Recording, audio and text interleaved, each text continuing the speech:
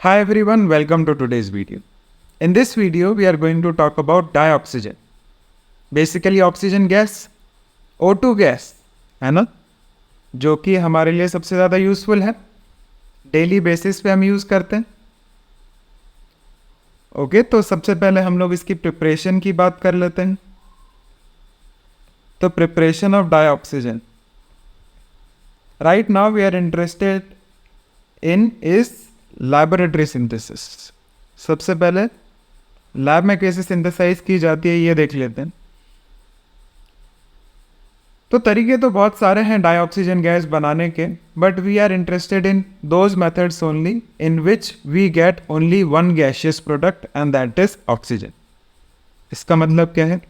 मतलब हम वो सारी प्रोसेसेस नहीं चाहते जिनमें दो गैस मिले और उनमें से एक ऑक्सीजन हो, क्योंकि अलग अलग करने में फिर दिक्कत होगी ना. तो basically what we want is कि हमें कुछ रेसिड्यू मिल जाए, कुछ सॉलिड मिल जाए और ऊपर ऑक्सीजन गैस मिल जाए, है ना. तो हम ऑक्सीजन गैस को इजीली सेपरेट कर सकते. तो उसके लिए कुछ रिएक्शंस होती हैं, जैसे कि सबसे पहले हमने ले लिया क्लोरेट को. यह है पोटेशियम क्लोरेट. अगर इसको हम हीट करेंगे तो वी गेट KCl गैस, जहाँ पे KCl क्या है, सॉलिड है. आप इजीली इसको सेपरेट कर सकते हो, ऑक्सीजन गैस आप इजीली सेपरेट कर लोगे. रिएक्शन की यील्ड इंक्रीज करने के लिए हम लोग एक कैटलिस्ट यूज करते हैं विच इज MnO. अब आप KMnO4 भी यूज कर सकते हो. KMnO4 का नाम आपको पता होगा, पोटेशियम परमैंगनेट.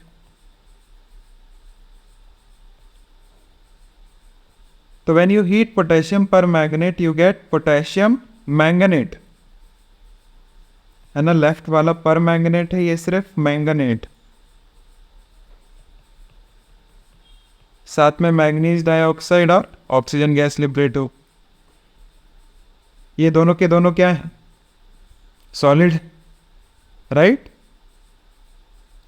तो पोटेशियम परमैंगनेट की बात करें और पोटेशियम डाइक्रोमेट की बात ना करें तो ये तो नाइंसाफी हो, है ना, क्योंकि दोनों का नेचर सेम होता है, दोनों बहुत अच्छे ऑक्सीडाइजिंग एजेंट है. तो ये है पोटेशियम डाइक्रोमेट, और अगर मैं इसको हीट करूं तो मेरे को मिलता है पोटेशियम क्रोमेट. साथ में एक गैस मिलेगी which is Cr2O3. Cr+3 generally green colour का होता है, और oxygen gas. This is again solid, है ना. तो ऑक्सीजन गैस हमको इजीली मिल गई. आप नाइट्रेट्स भी ले सकते हैं, KNO3, NaNO3, है ना. आप नाइट्रेट्स को हीट करते हैं तो आपको मिलती है नाइट्राइट सॉल्ट और साथ में ऑक्सीजन गैस. है ना. अगर KNO3 की बात करें तो दिस इज पोटेशियम नाइट्रेट, और KNO2 की बात करें तो it is potassium nitrite. KNO3, NaNO3 zinc का नाइट्रेट है. सबके नाइट्रेट्स पे जनरली अगर अपन हीटिंग करते हैं तो वी गेट KNO2 और the nitrite form and oxygen, right. Next, अगर मैं दूसरे तरीके से सिंथेसाइज करूं तो what I can take is basically I can heat higher oxides. Higher oxides का मतलब क्या है कि ऑक्साइड्स जिन मेटल्स के साथ हैं वो मेटल्स हायर ऑक्सीडेशन स्टेट में. जैसे लेड की बात करें तो लेड Pb+2 और Pb+4 दो ऑक्सीडेशन स्टेट में एग्जिस्ट करते हैं. Which one is more stable? तो आप लोग को पता होगा, due to inert pair effect Pb+2 is more stable. तो कभी भी Pb+4 होगा तो वो क्या करना चाहेगा, Pb+2 में जाना चाहेगा. तो मैं ले लेता हूँ Pb+4 का एक एग्जांपल, PbO2. Pb+4 में जब मैं इसको हीट करूंगा तो I get PbO and O2 gas. इसका दूसरा वेरिएंट ले लेते हैं, Pb2O3. Again I get the same product. आप कहोगे कि सर सेम प्रोडक्ट क्यों मिल रहा है? क्योंकि Pb2O3 की अगर आप बात करें तो it is a mixture of PbO and PbO2. आप Pb3O4 ले लो, इसको भी हीट करने पे हमको we get the same product, है ना। तो PbO3, if you see PbO3 is basically made up of PbO and PbO2 again, but जो रेशो है अब वो ये 2 हो गया और एक ये एक इसका मोल हो गया, राइट। तो हायर ऑक्साइड्स की हीटिंग पे भी हम लोगों को ऑक्सीजन गैस मिल सकती है। तो यहीं पर मैं H2O2 की भी बात कर लेता हूँ, क्योंकि H2O2 को भी आप एक तरीके से कह सकते हो हायर ऑक्साइड है। हालांकि NCERT में अलग से रिएक्शन गिवन है, पर हम यहीं पे बात कर रहे हैं। तो ये क्या देगा, H2O देगा और आप O2 दे देगा। आपको पता है hydrogen peroxide is unstable, it yields H2O and O2 gas, ठीक है। अब तीसरा तरीका हो सकता है थर्मल डिकम्पोजिशन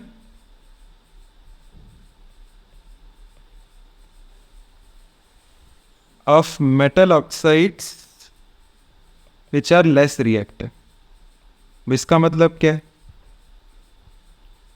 तो आप लोग को रिएक्टिविटी सीरीज पता होगी, तो जो भी मेटल ऑक्साइड्स रिएक्टिविटी सीरीज में नीचे हैं, जैसे कि Ag, Hg, इन लोग का आप थर्मल डिकम्पोजिशन कर सकते हैं and you can get the respective metal as well as the oxygen gas. तो अगर मैं AgO की बात करूं तो आपको Ag के साथ हाफ O2 मिल जाएगी। AgO लिखते ही अजीब नहीं लग रहा, AgO होता ही नहीं है ना, इट इज Ag2O। साथ ही में अगर HgO की बात करें तो Hg plus half O2 gas मिल जाएगी। तो on thermal decomposition also I can get oxygen gas. Next जो तरीका है वो हो सकता है बाय इलेक्ट्रोलिसिस ऑफ वाटर। तो अगर मैं वाटर की इलेक्ट्रोलिसिस करूं तो एक रिएक्शन एनोड पे होगी, एक रिएक्शन कैथोड पे होगी। देख लेते हैं क्या क्या प्रोडक्ट मिलेंगे। एनोड बेसिकली ऑक्सीडेशन होता है, सबको पता होगा एनोड पे, और कैथोड पे रिडक्शन होता। तो what is the reaction which is happening, तो पानी को हमें ऑक्सीडाइज करना है into O2 gas,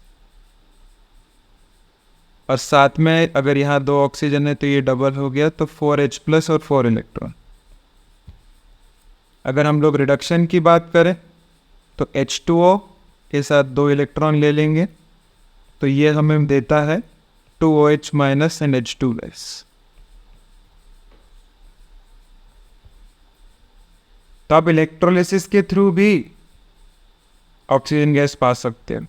if we oxidize H2O, we are getting oxygen gas at anode and respectively hydrogen gas at cathode। तो ये जो सारे तरीके हुए, ये सारे के सारे तरीके हम लोग लैबोरेटरी में यूज कर सकते हैं। अगर इंडस्ट्रियली बात करें तो इंडस्ट्रियली तो आप ऐसा कुछ चाहेंगे ना कि सस्ते में काम हो जाए, है ना, कि थोड़ा चीप में हमारा सारा काम हो जाए। तो बेसिकली बहुत ज़्यादा मेहनत नहीं करनी, बहुत ज़्यादा ऐसा कोई कंपाउंड लेके हीट नहीं करना।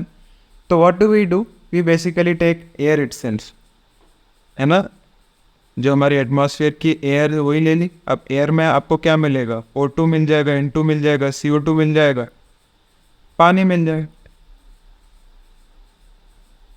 तो सबसे पहले तो आप क्या कर लो, CO2, H2O इन सबको आपने बाहर कर लिया, आपने O2 और N2 गैस को लिक्विफाई कर लिया, और इसके बाद आपने कर लिया फ्रैक्शनल डिस्टिलेशन।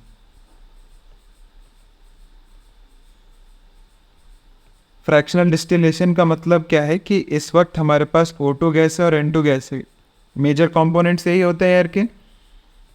तो अगर मैं इसको बॉईल करना चालू करूँगा तो N2 गैस जो है उसका बॉइलिंग पॉइंट कम है, तो ये पहले वेपराइज हो जाएगी।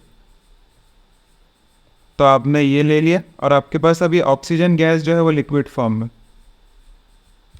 तो आपने ऑक्सीजन गैस को अलग कर लिया। और अगर आपने ऑक्सीजन गैस को अलग कर लिया फिर आप उसको बॉईल करके ऑक्सीजन गैस में कन्वर्ट करना चाहो, फिर that is also possible, right. Next अब कुछ प्रॉपर्टीज की बात कर लेते हैं।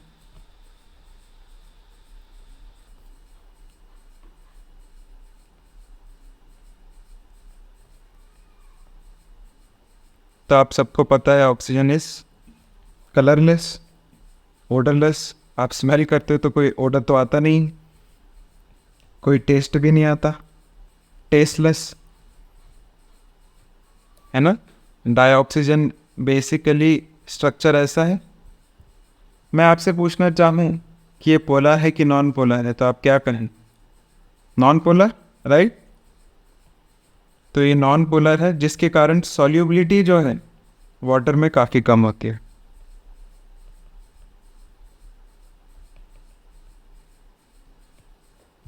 तो आप कहेंगे सर सॉल्युबिलिटी वाटर में अगर कम है तो एक्वेटिक स्पीशीज जिंदा कैसे हैं? तो इतनी सॉल्युबिलिटी है, मैं ऐसा नहीं कह रहा हूँ नेग्लिजिबल सॉल्युबिलिटी है, ऐसी सॉल्युबिलिटी है कि जो एक्वेटिक स्पीशीज हैं उनको जितनी ऑक्सीजन चाहिए उतनी उनको मिल जाए।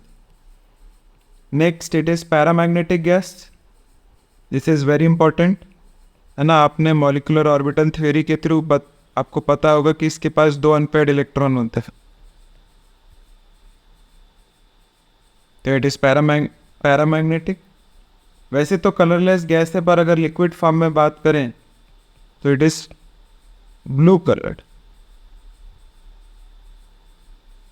ओके। बाकी अगर एक ऑक्सीजन की बात करें तो नॉर्मल ऑक्सीजन जो होता है वो तो 16 होता है, पर ऑक्सीजन के हमें आइसोटोप्स भी मिल जाते हैं इस फॉर्म में, right. Several isotopes of oxygen also exist.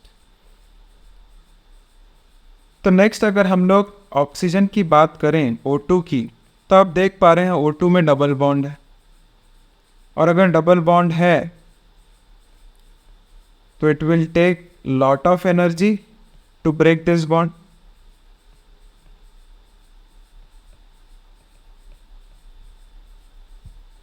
अगर इसको ब्रेक करने के लिए बहुत ज़्यादा एनर्जी लग रही है, मतलब जो भी प्रोसेस होगी वो एंडोथर्मिक होगी,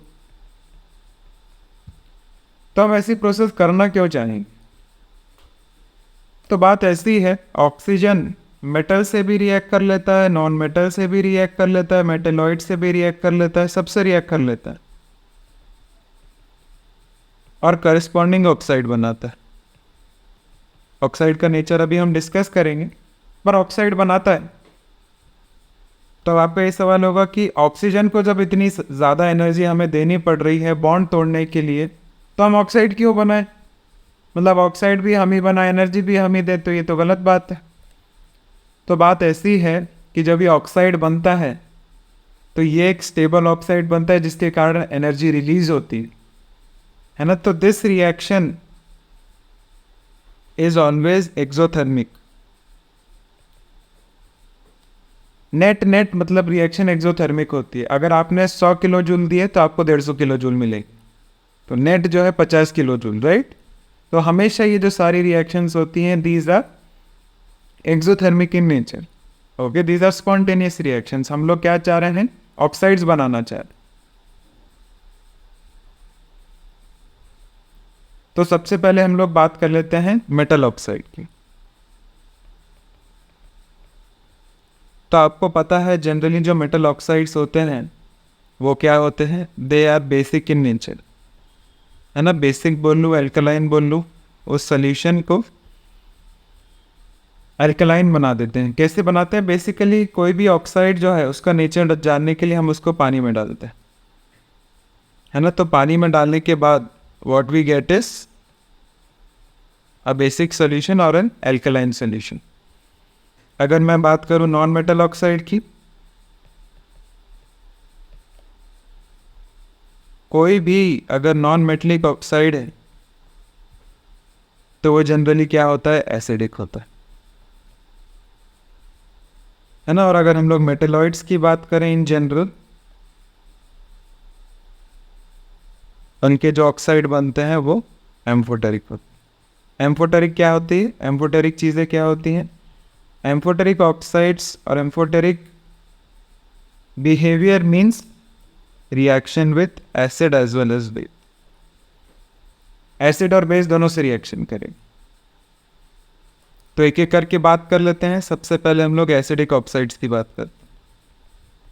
तो क्योंकि ये नॉन मेटल्स बनाएंगे तो नॉन मेटल कार्बन ले लो, CO2, SO2, SO3, है ना, NO2।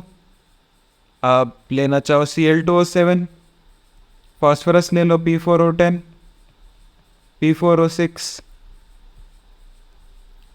सारे के सारे नॉन मेटल के जो ऑक्साइड्स हैं they are acidic in nature. पर कभी कभी देखा गया है कुछ मेटल के ऑक्साइड्स, और ये भी कौन से मेटल की बात कर रहा हूं मैं, D block metals, transition metals, उनके oxides in higher oxidation state they are acidic in nature. For example manganese की बात कर लें तो मैंगनीज अगर +7 में होगा, क्रोमियम अगर +6 में होगा, वेरिडियम +5 में होगा, तो इनके करस्पॉन्डिंग जो ऑक्साइड्स हैं they are acidic. For example Mn2O7, CrO3, V2O5, all these are acidic in nature. Basic की बात करें तो बेसिक ऑक्साइड्स बहुत कम होते हैं। बेसिकली एस ब्लॉक के एलिमेंट्स और मेटल के जो नॉर्मल मेटल के जो ऑक्साइड्स हैं, आप ले लो K2O, आप ले लो Na2O, आप ले लो MgO, CaO, है ना, etcetera. What we are interested in is amphoteric oxides. ये स्पेशल है। एम्फोटेरिक अगर ऑक्साइड्स की बात करें, ये सबको पता होने चाहिए क्या क्या होता है। तो जैसे बेरिलियम ऑक्साइड हो गया, एल्यूमिनियम का ऑक्साइड हो गया, क्रोमियम Cr2O3 भी एम्फोटेरिक है। नेक्स्ट ZnO एम्फोटेरिक है, PbO एम्फोटेरिक है, SnO2 एम्फोटेरिक है। These are some examples of amphoteric oxides. Amphoteric oxides दोनों से रिएक्शन करते हैं। फॉर एग्जाम्पल Al2O3, अगर इसकी रिएक्शन HCl से कराऊँ इन एक्सेस ऑफ वाटर, मतलब मैं खूब सारा पानी भी ले लिया है, तो ये कॉम्प्लेक्स बना लेता है इस तरीके से, ठीक है, और साथ में Cl- आयन भी मिल जाए। Al2O3 HCl से रिएक्ट कर सकता है, NaOH से रिएक्ट कर सकता है। पहले तो ये सोडियम मेटा एल्यूमिनेट बनाता है, NaAlO2, पर अगर आपने एक्सेस ऑफ वाटर डाला है तो वो एक सॉल्यूशन बना लेगा which is soluble in water, AlOH whole 6, 3- होगा ये, तो साथ में 3 सोडियम लगा देगा, राइट। तो इस टाइप का आपको कॉम्प्लेक्स मिल जाएगा। तो amphoteric oxides basically react with acids as well as bases. और फाइनली बात आ जाती है न्यूट्रल ऑक्साइड्स की। तो neutral oxides we have already studied, they are just 3: CO, NO and N2O। कुछ लोग ओजोन को भी न्यूट्रल ऑक्साइड बोल देते हैं, हालांकि इतनी बात नहीं होती है ओजोन की, और ozone can be considered as a neutral oxide. कुछ रिएक्शंस की बात कर लें जो कि एनसीईआरटी में गिवन है। तो नॉर्मल सी रिएक्शंस गिवन है, C+O2 gives CO2, An+O2 gives Al2O3, P4+O2 gives P4O10। तो वो सारी रिएक्शंस मैं लिख नहीं रहा हूँ, पर अगर कुछ और रिएक्शंस देखें तो जैसे ZnS है, तो ZnS क्या बनाएगा, ZnO+SO2। कुछ कंबशन रिएक्शंस देखें तो CH4+O2 gives CO2 and H2, right. एक इंपॉर्टेंट रिएक्शन है जो हमने पहले कर रखी है, SO2+O2 gives SO3। आपको पता है ये रिएक्शन है, हमने पढ़ी है कॉन्टैक्ट्स प्रोसेस में। अगर आपने वो वीडियो नहीं देखा है तो मैं लिंक डिस्क्रिप्शन में डाल दूंगा, तो SO2 और O2 SO3 बना सकते हैं। ऑल्सो अगर मैं क्लोरीन बनाना चाहूँ तो HCl की रिएक्शन O2 से करा दो तो वो मेरे को Cl2 और H2 बना दें। ये आगे चल के हम पढ़ेंगे क्लोरीन की रिएक्शन में। This process is called as Deacon's process.